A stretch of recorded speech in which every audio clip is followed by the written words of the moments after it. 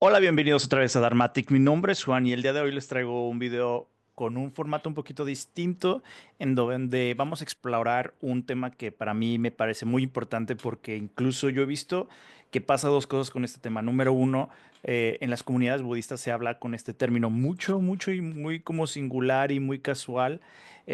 Sin embargo, cuando no se entiende o muchas veces no tenemos un análisis profundo o una visión crítica sobre esto y lo damos por hecho, incluso hasta creo que en algunos círculos se logra tomar como un poco de dogmatismo este tema, que es el de los linajes, y la otra es que cuando no se entiende justamente y no se aborda con una visión crítica de los linajes en el budismo, luego se utiliza este término como un argumento sectario. Así que el día de hoy vamos a revisar un apunte que hice de justamente de qué es el linaje, a quién nos referimos con el linaje cuando vamos a un centro budista, a una comunidad budista, a un templo budista y nos hablan del linaje y algunos puntos de análisis con respecto a esto, que es un tema que es muy mencionado, pero muy poco explorado. Pero antes de eso, te tengo dos anuncios. El primer anuncio es que el 12 de mayo vamos a estar festejando Vesak. Como ustedes saben, es uno de de los días más importantes del budismo, donde en un mismo día se celebra el nacimiento, el despertar y el parinirvana del Buda. Es muy importante esta fecha. Yo siempre les digo, si realmente tienes refugio en las enseñanzas del Buda, si realmente eres practicante del Dharma, yo te digo, pues inviértele un día de tu trabajo, tratando de, con un día de vacaciones o tus días personales, tratar de que nos enfoquemos a realmente darle su espacio a este día tan importante. Y aquí en Dharmatic no va a ser la excepción. Durante todo el día vamos a dividir la sesión en tres momentos, que es nacimiento en la mañana, al mediodía el despertar un poquito más tarde el parinirvana del Buda. Así que estamos haciendo una recaudación aquí en Dharmatic porque pues queremos aquí llenar de flores el altar y hacer algunos ejercicios, este, ah, algunas cosas que necesitamos para instalar, porque quiero que me gustaría hacer una instalación un poquito más elaborada. Vamos a ver cuánto alcanzamos. Y pues en retribución, si tú te gustaría donar, te voy a dar dos cosas. Primero, te voy a pasar el ebook de las recitaciones que vamos a hacer ese día. Y segundo, también a una manera simbólica, en una hoja del árbol de un ficus religiosa. El ficus religiosa es el árbol en el cual el Buda se ilumina. Pedí estas hojitas que salieron más transparentes de lo que creía. Pero a los que puedan donarnos algo, estoy escribiendo en un papelito y pegándoselo su nombre para pasarles una fotito. Y el día de el Basak va a estar en el altar. Todavía no sé cuántas se junten, entonces va a depender de la cantidad para ver dónde los pongo, pero van a estar ahí presentes como una manera de honrar este agradecimiento que estás haciendo para que sigamos festejando estas actividades en Dharmatic y sigamos haciendo contenido de Dharmatic, porque al final de cuentas todo eso también es para que sigamos haciendo contenidos en Dharmatic. Y el anuncio número dos es gracias primero a todos los miembros que tenemos actualmente en Dharmatic. Se los agradezco mucho porque gracias a ustedes seguimos y continuamos haciendo contenido aquí en Dharmatic. Y si tú te quieres unir, donde pues vas a tener material disponible como textos, vas a tener por ahí también algunas meditaciones, hay un curso de las cuatro nobles verdades, también por ahí hay unas conferencias, hay mucho material que tú vas a poder disfrutar, así que también si te quieres unir a estas membresías, aquí abajo te voy a dejar el, el dato. Y pues esperamos verte por ahí y gracias a todos los que ya son parte de estas membresías. Así que vamos a empezar con nuestro tema del día de hoy, que es el linaje. Como yo les decía en un inicio, es un término que lo vamos a escuchar muy, muy seguido en los círculos budistas, en los centros budistas, con los maestros, con todo. Siempre, siempre se está repitiendo el linaje desde mi maestro, el linaje de la institución, el linaje del grupo budista, el linaje de tal maestro, de tal sangha. Entonces, es un término que lo tenemos muy normalizado. Yo he visto que muchos de mis amigos budistas se lo mencionan una y otra vez, pero realmente, ¿qué es el linaje? Y qué tipo de aproximación podemos tener y que sume sobre todo a nuestra práctica y que no sea utilizado en contra de los propios principios de la enseñanza del Buda. Así que vamos a analizar esto. Hice este apunte con algunas fuentes para analizarlo. La primera pregunta que a mí me surgió cuando yo empecé a escuchar este término linaje fue, bueno, ¿y qué origen tiene la palabra linaje? ¿No? A final de cuentas, linaje es una palabra en español quería saber si tenía algún origen en pali o en sánscrito. Así que me fui a investigar un poquito y nos dice que el término linaje, encontramos un concepto en sánscrito que es parampara y su equivalente chino es Xuancheng, y tiene raíces profundas en las historias del budismo, pero su aparición y formalización varían según sus contextos culturales y textuales. Aquí un análisis más detallado. El término parampara del sánscrito nos dice que significa una sucesión interrumpida o linaje. Proviene de param, que es más allá, y para, que es continuidad.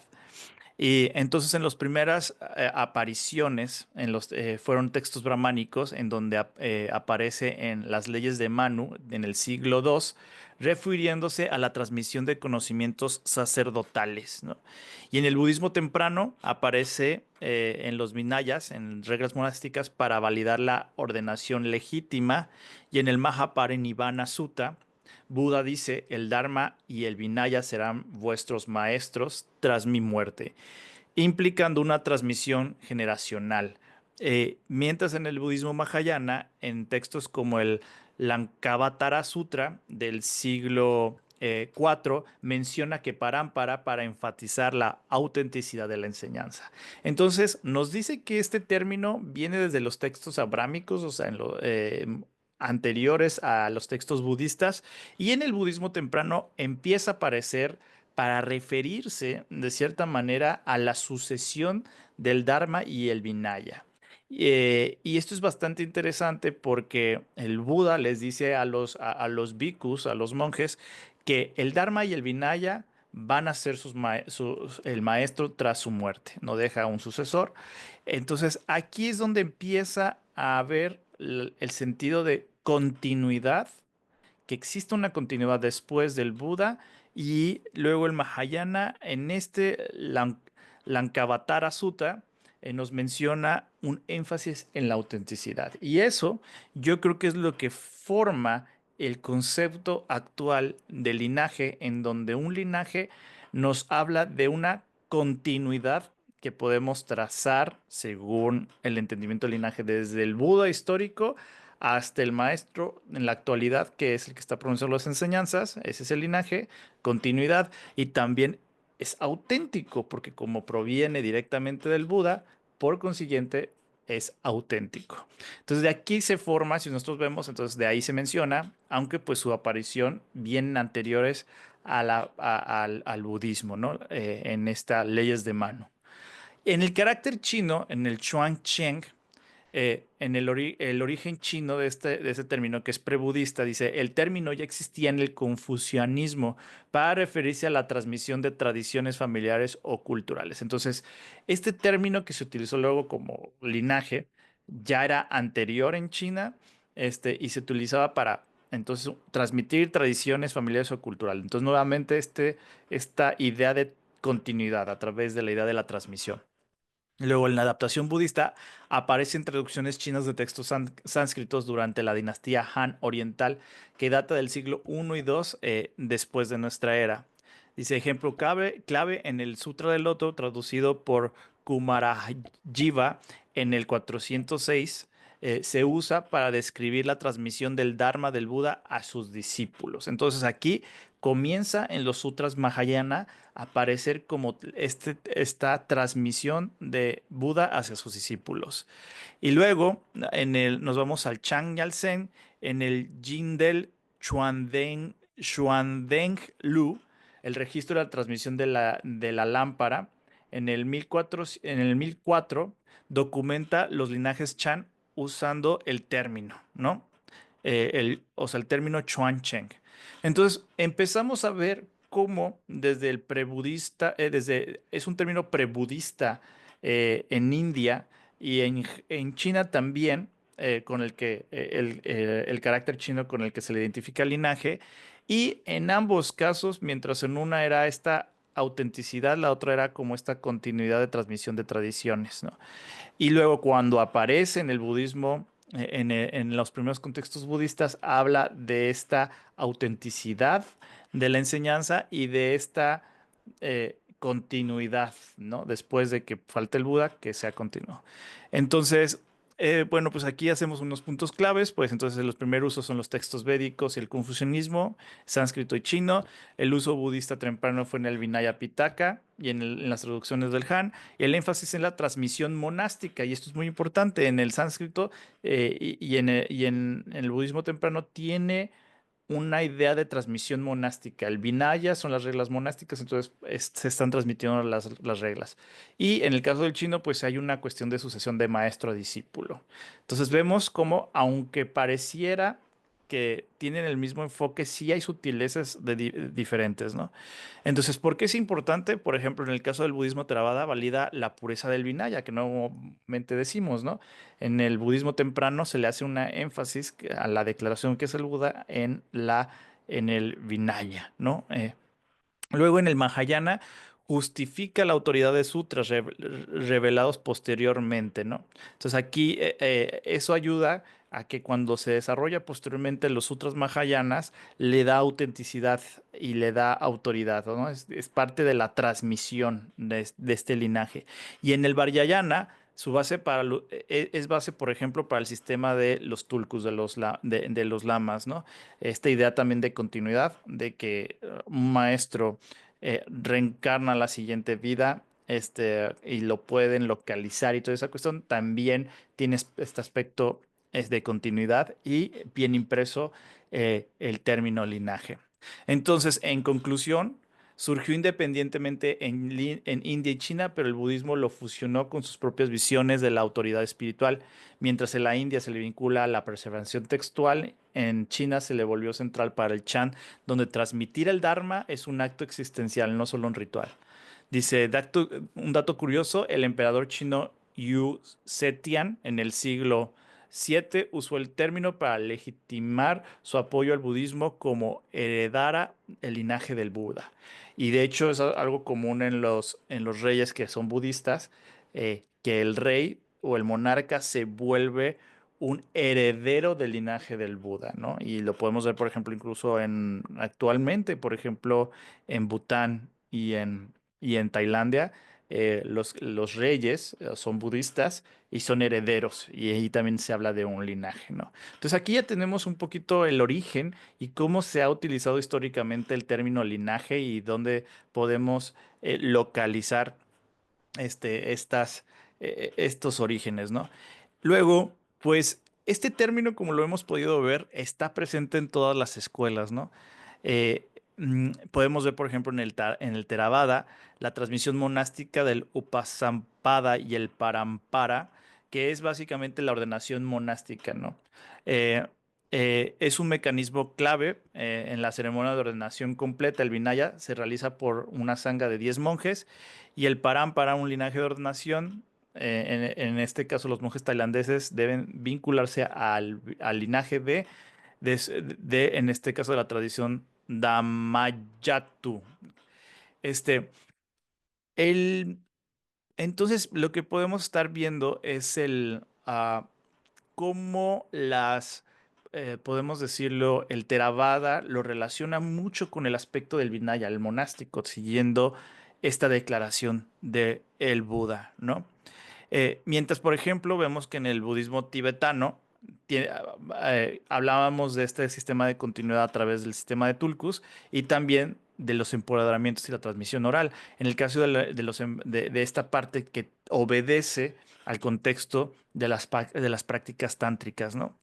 Eh, y, por ejemplo, el Wang, que es el empoderamiento, es una iniciación trántica donde el lama transfiere el poder para practicar a una deidad, ¿no? Por ejemplo, la deidad de Kalachakra. Entonces, hay un empoderamiento de esta deidad para que se le da al discípulo para que éste pueda también practicar esto. Y Lunge, la transmisión oral, es un permiso para estudiar textos, ¿no? Y luego está también el Tri, que son instrucciones, son enseñanzas detalladas de cómo practicarlo, es la metodología.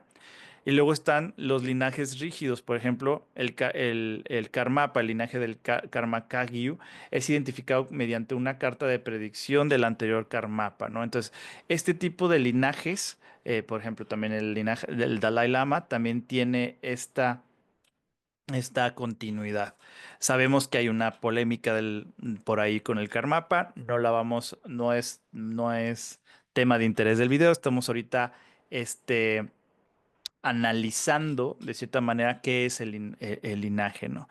Y también hay la idea, y aquí es donde empieza como a empezar, bueno, también hay en algunos puntos en donde hay transmisiones rotas, ¿no? Eh, y, y esto obliga a las tradiciones de ingeniárselas para ver cómo pueden suturar este linaje. Por ejemplo, en el Zen, el Shiho, que es justamente esta transmisión de transmisión de linaje, es muy personal. O sea, es discípulo maestro, es muy íntimo a comparación, por ejemplo, en la actualidad cuando el Dalai Lama hace empoderamientos y hay empoderamientos masivos, vemos cómo el Dalai Lama está dando empoderamientos y hay muchas personas, ¿no? Bueno, tenemos el ejemplo, por ejemplo, de la tierra pura, que son transmisiones doctrinales, dice, donde la fe está en Amitabha Buda y no es una realización personal, y entonces es una transmisión más institucional, ¿no? Dice, los sacerdotes heredan la autoridad para guiar rituales, no para enseñar la iluminación. Entonces tiene que ver más con este aspecto de enseñar la parte de la fe hacia Amitabha Buda o Amida Buda, más allá como de un aspecto, como lo hemos visto con los demás, como de enseñanza o de autoridad, ¿no? Eh, por ejemplo, aquí hay un dato clave del fundador de la Yodo Shinshu, dice, declaró, ni un solo discípulo me pertenece, rechazando el modelo de la sucesión jerárquica, que es bastante interesante y bastante revelador esta declaración. Luego tenemos como en el budismo Nichiren, que es la transmisión del Gohonzo, que tiene un enfoque devocional donde legitima el mandala inscrito por Nichiren, y obviamente también surgieron disputas como en muchos del tipo de la transmisión del linaje. Eso ahorita lo vamos a analizar un poquito, no específicamente el Nichiren, pero qué pasa, ¿no? Y bueno, en el budismo secular en Occidente vemos algunos ejemplos como Jack Kornfield, que aunque él tuvo una formación dentro del Theravada, no enseña con un vínculo formal de linaje. Es un expositor laico que enseña, eh, se enfoca mucho en la parte de la transmisión, bueno, no de la transmisión, más bien de la práctica de meditación, pero no hay un vínculo formal, ¿no? Y obviamente este tipo, en el caso occidental o en el budismo secular, pues hay un riesgo de decir que es una apropiación cultural, ¿no? Como los temas actuales que tenemos sensibles en cuanto a la sociedad. Entonces, si hacemos rápidamente una tabla comparativa, sí existe las transmisiones como tal de esta enseñanza del Dharma directamente en el Zen, en el tibetano, en Nichiren más o menos, por ejemplo, y no tanto en el Theravada y en Tierra Pura, por estas cuestiones que hablamos, sino que en el Theravada tiene que ver más como una ordenación monástica, ¿no? Este, y a final de cuentas, lo que podemos concluir es que el linaje lo que intenta es legitimizar esa línea de sucesión y esa línea de enseñanza a través del tiempo. Esa es la función, a final de cuentas, del linaje. Ahora, pero como el ejemplo que vimos anteriormente, eh, esta idea de sucesión ininterrumpida, si lo intentamos llevar a la parte histórica muy textual, eh, pues no muchas veces lo vamos a poder sostener, ¿no? Entonces es obvio que existe interrupción histórica en los linajes budistas, ¿no? Entonces vamos a ver un poco algunos ejemplos de cuando ha existido una interrupción o un peligro o algo que ha pasado con el linaje, y de cierta manera cómo ha respondido la escuela o la tradición en sí. Por ejemplo, vemos en el caso del Theravada la crisis de ordenación en Sri Lanka en el siglo XI al siglo XVIII, en donde la ordenación monástica se extinguió en Sri Lanka por las invasiones y las persecuciones. ¿Cómo se solucionó esto? Se tuvo que traer desde Birmania y Tailandia en el siglo XVIII monjes para que volvieran a restaurar, digamos, el linaje. Aquí es donde nos surge la duda, ¿no? ¿Es el mismo linaje si dependía de una restauración externa? O sea, si se supone que es una línea directa del Buda, toda esa cuestión, pero al final tuvimos que traer a otros para restaurarlo. Diríamos que entonces es realmente, sigue siendo este un linaje, porque incluso, por ejemplo, vemos que hay grupos como el Amarapura Nikaya que cuestiona justamente el linaje del Siyam Nikaya, ¿no? Donde dice, bueno, es que necesitas algo interior. ¿Por qué? Porque de cierta manera se rompe la continuidad y ese es el cuestionamiento, el cuestionamiento que se le hace, ¿no? También tenemos, por ejemplo, ejemplos en el budismo Zen de disputas de transmisión. Por ejemplo, en el caso de Dogen, donde tras la muerte de Dogen su comunidad se fracturó. El tercer sucesor, Jikai, fue expulsado temporalmente por desviarse de las enseñanzas y la solución que hubo, Keisan Yoki, en el siglo XIV, unificó las ramas, pero su linaje se mezcló con prácticas esotéricas no originales de Dogen. Consecuencia, ¿el Soto moderno es fiel al linaje puro de Dogen o es una reelaboración posterior, ¿no? Y justamente este tipo como de cuestionamientos que hago en cada punto es para tratar de polemizar un poco el asunto de esta idea que actualmente se nos tiene o se nos ha inculcado del linaje, que es esta sucesión ininterrumpida, ¿no? Que sostienen muchas de las escuelas. Luego nos vamos, por ejemplo, en el tibetano, donde hay linajes perdidos del Vajrayana temprano, ¿no?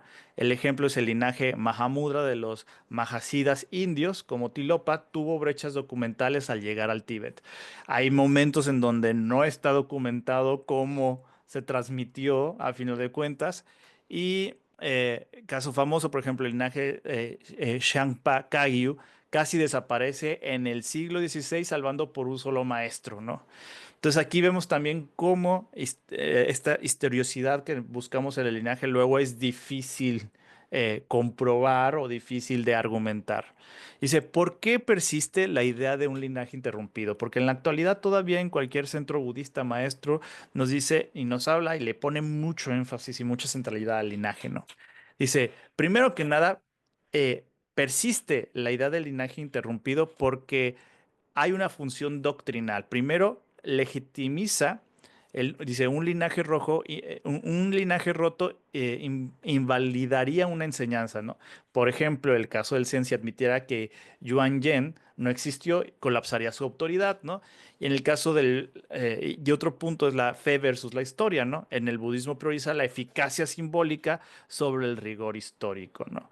En este caso, esto es importante porque en muchas ocasiones nosotros como practicantes no conocemos este tipo de información y damos por hecho que realmente se puede trazar hacia atrás hasta llegar y conectar directamente con el Buda, donde no se nos enseña estas polémicas que existen en todas las tradiciones, en donde existen estas interrupciones en el linaje y a final de cuentas esto nos obliga como practicantes mm, a entender de diferente forma o encontrarle un aspecto funcional doctrinal eh, desde un punto de vista crítico, pero sano, ¿no?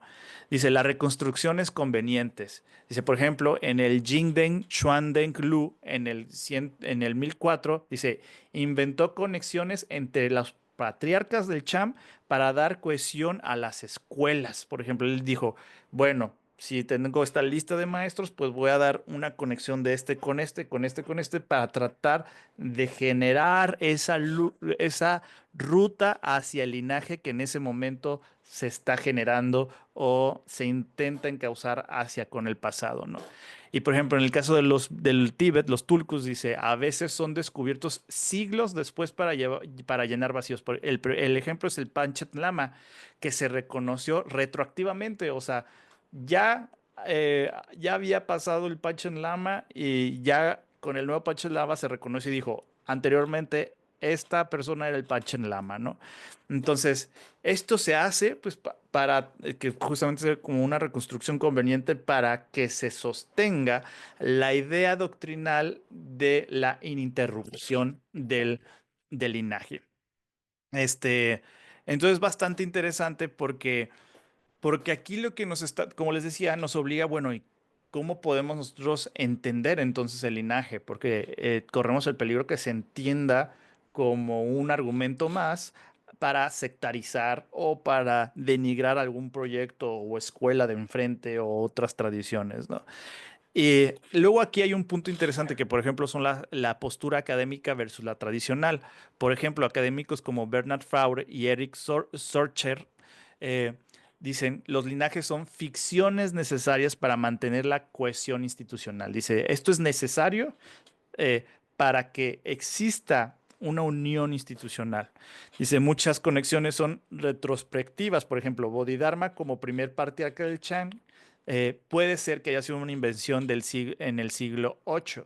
Bodhidharma tiene un aspecto muy mítico alrededor de su figura y no se sabe realmente si como tal es una figura histórica palpable o es parte de una fabricación ya en el siglo VIII, ¿no?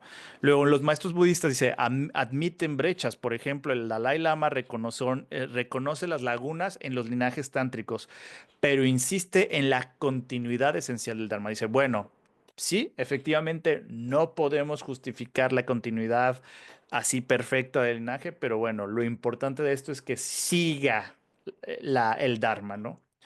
Dice, conclusión, real o ideal. Dice, los hechos históricos, dice, los linajes sí han tenido interrupciones, pero las tradiciones las han saturado mediante, por ejemplo, reinvenciones y restauraciones, ¿no? Dice, como concepto espiritual, la idea del linaje trasciende la historia. Es un símbolo de conexión con el Dharma, no un registro notarial. Entonces, eso también tenemos que hacer.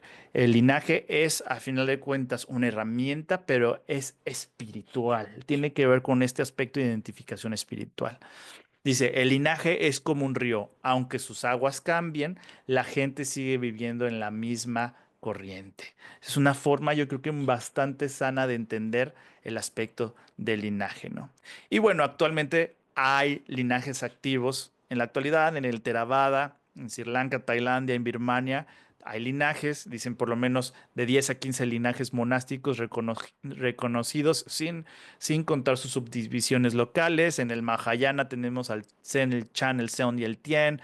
Está el Soto Zen con los linajes de Dogen. Está el Rinzai Zen, está el Chan chino con los linajes de Caodong y Linji. Está la Tierra Pura con la Yodo Shu y el Yodo Shinshu, dividido en la Hiyashi Yohanji y la Nishi Yohanji, ¿no?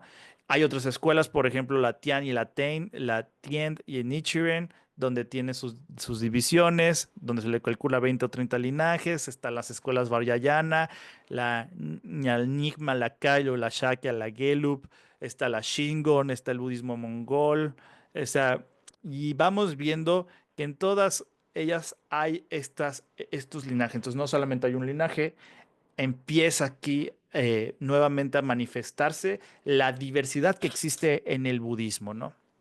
Estas son algunas aproximaciones que se tienen del número de linajes. Este, eh, ¿Por qué tantos? Pues porque existen fragmentaciones históricas, como algunos sismos políticos. En el caso del Japón tiene estos ejemplos.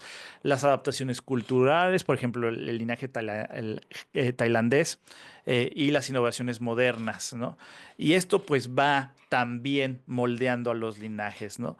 A veces la idea de que un linaje se mantiene intacto y que no muta, incluso yo creo que la idea de permanencia del linaje es contraria a la enseñanza del Buda, ¿no?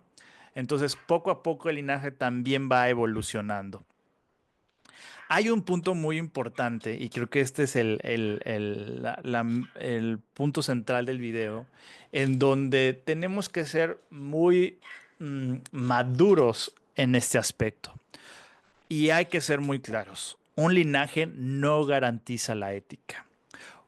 Esto es muy, muy importante porque yo sí he escuchado en muchas ocasiones en donde se le da la centralidad del linaje como una especie de garantía de que esto es lo correcto y lo que se haga aquí no importa porque esto tiene linaje. Y eso es un error, ¿no? Dice, el linaje budista es una herramienta histórica y simbólica, no un certificado de autenticidad ética. Muchos estudiantes sobrevaloran el linaje como si fuera un sello de calidad espiritual, cuando en realidad un grupo sin linaje puede ser más auténtico que uno con linaje oficial, y un maestro con transmisión reconocida puede caer en abusos.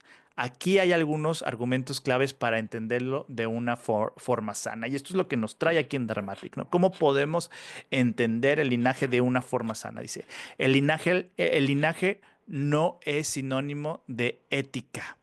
Dice, los argumentos. Dice, la historia del abuso en los linajes legítimos. Dice, hay casos de escándalos sexuales en las escuelas tibetanas o en el seno occidental. Demuestra que el linaje no previene conductas nocivas. Dice, en el caso del Theravada, algunos monasterios con linajes antiguos han sido acusados de corrupción o de nacionalismo extremo. Dice, el linaje es una estructura, no es una garantía. Transmite autorización para enseñar, no sabiduría automática. Un maestro puede tener transmisión, ¿no? Y aún así ser arrogante, manipulador y negligente. Entonces tenemos que tener muy claro y darles su sano contexto a lo que es el linaje. Dice, por ejemplo, un ejemplo positivo inverso, dice, hay comunidades laicas de Vipassana sin linaje formal, como las de Jan Kornfield o Sharon Salzberg, que han mantenido prácticas éticas rigurosas, mientras que algunos monasterios Theravada tradicionales han silenciado abusos, ¿no? Por ejemplo, aquí tenemos un ejemplo de cómo un grupo sin linaje puede ser un poco más ético que a lo mejor una institución más robusta que puede caer en este silencio hacia abusos que existen, ¿no? Dice, grupos y linaje pueden tener prácticas más sanas. ¿Por qué? Esto es una provocación, digámoslo así. Dice, la flexibilidad para corregir. Dice, las instituciones con linaje suelen ser más jerárquicas, pues tienen que administrar de alguna manera el linaje, ¿no? Entonces, necesitan una estructura. Dice, y resisten el cambio. Por ejemplo, escándalos encubiertos para proteger la tradición. Y esta parte es lamentable. Y lamentablemente ha existido y existe este tipo de aplicaciones de linaje, ¿no? Dice, grupos independientes, al no depender de una estructura rígida, pueden adaptarse y aplicar protocolos modernos como códigos de ética, comités de transparencia, ¿no? Dice, un enfoque en el presente, no en el pedigrí. Dice, un centro que prioriza prácticas verificables como la meditación, los ejercicios contemplativos, sobre títulos heredados puede ser más accesible y menos dogmático. Y aquí tenemos un ejemplo que a mí me gusta mucho, que es el del Plum Village, que es el proyecto de Thich Nhat Hanh, donde hay prácticas de las tradiciones del Zen vietnamita y también prácticas modernas y no se obsesionan con el linaje, de la transmisión del linaje, y esto es el Tien verdadero, el Zen eh, este, vietnamita y toda esa cuestión. Y eso que hay un entorno de cierta manera tradicional, pero bastante cercano. Se siente muy orgánico lo que transmite a Plum Village, la verdad. A mí me gusta. Lo que yo he visto, a mí me ha gustado. Dice, ¿cómo valorar el linaje de forma sana? Y esto nos puede ayudar. Dice, propuesta práctica. Dice, usa el linaje como un contexto, no como un dogma. Pregunta, ¿este linaje fomenta crítica y diálogo o solo obediencia? Esta pregunta nos puede ayudar mucho a caer en círculos que sean sectarios, ¿no? Este, por ejemplo, y el punto número dos es prioriza conductas sobre certificados o títulos, ¿no? Dice, un maestro ético no exige devoción ciega, admite errores, se somete a comités laicos, puede enseñar gratis o con donaciones transparentes, que no sea un comercio espiritual. Dice, desconfía del linaje del marketing. Dice, algunos grupos inventan linajes o usan títulos grandilocuentes, único heredero del verdadero Dharma o este linaje tiene siglos de transmisión y toda esa cuestión. Dice, verifica las fuentes históricas y equilibrio, respeta sin idolatría. Dice, el linaje es útil para evitar charlatanes, pero no sustituye su propio discernimiento. Y con esto nos referimos directamente a la gran enseñanza del Kala Sutta, donde el Buda nos invita a que sea a través de nuestra comprobación y no a través de la autoridad del linaje, sino debe ser a través de nuestra comprobación. Dice conclusión, ni fetiche ni descarte. El linaje es como un mapa antiguo que puede guiarte, pero no caminará por ti. Un grupo sin linaje, pero con ética clara, transparencia y resultados prácticos, vale más que uno con siglos de historia, pero lleno de abusos. Dice la prueba definitiva, si el linaje no se traduce en compasión concreta, es otra reliquia del pasado. Me parece bastante interesante esta parte última de cómo realmente este, necesitamos, de cierta manera, eh, poner en contexto incluso esta terminología de linaje, porque como les digo, muchas veces nos enseñan estos términos que nos gustan mucho y que lo entendemos y que obviamente pensando hasta desde una postura poética y romántica es muy bonito pensar que ha existido esta transmisión ininterrumpida desde el Buda hasta la persona que actualmente está aquí exponiéndome el Dharma, ¿no? Sin embargo, sabemos que la historia es compleja, todos los cambios sociales que ha habido, las evoluciones sociales, políticas, se ha gestado y tenemos que ser realistas con esto, pero no con eso le va a quitar credibilidad a lo expuesto y eso es algo muy importante. La idea de esto no es decir, entonces el linaje no importa, no. Lo que importa es que cuando exista el linaje, realmente respete los principios budistas y el linaje no sea un pretexto más para generar cohesión y fanatismo y sectarismo, ¿no? Y también importante, si existen círculos de Dharma que no tienen, poseen un linaje, tampoco son, ¿cómo se llama? Eh, malos o ilegítimos de cierta manera, ¿no? Justamente por eso quise polemizar el tema de decir, hay proyectos actuales en donde no es que estén sujetas directamente a un linaje como tal. Sin embargo, la exposición y la práctica de Dharma en estos círculos son muy buenas y muy positivas y mantienen realmente los principios budistas. Entonces, si y en conclusión les puedo decir, ¿es bueno el linaje? Claro que sí, porque nos ayuda de cierta manera a contextualizar lo que nos están dando. Nos puede dar un contexto muy importante, histórico, cultural, de lo que se nos está dando. Entonces, de cierta manera, tenemos un poquito más de información previa que a lo mejor un grupo que no tiene un linaje, ¿no? Y pues ahí vamos a ir yendo, explorando poco a poco cómo es la práctica. Sin embargo, también es cierto que sería un error pensar que el linaje entonces está garantía ética y que pues el hecho de ser linaje y que esa cuestión en automático ya es mejor o no van a cometer errores o no va a surgir problemáticas o no van a o es completamente ético, ¿no? Entonces, me gustaría preguntarte, Dramático, ¿tú qué opinas de este tema? Este tema a mí me parece fundamental porque te digo, yo lo he escuchado una y otra vez y muy pocas veces he escuchado a budistas que vean de diferente al linaje, realmente se cuestionen. Así que aquí abajo me gustaría que continuáramos la plática. Y pues nada, dramáticos, esto fue todo por el video del día de hoy. Yo me voy, espero que te haya gustado el formato. Yo me voy, pero no me voy sin antes decirte que Buddha bless you. Nos vemos a la próxima. Bye.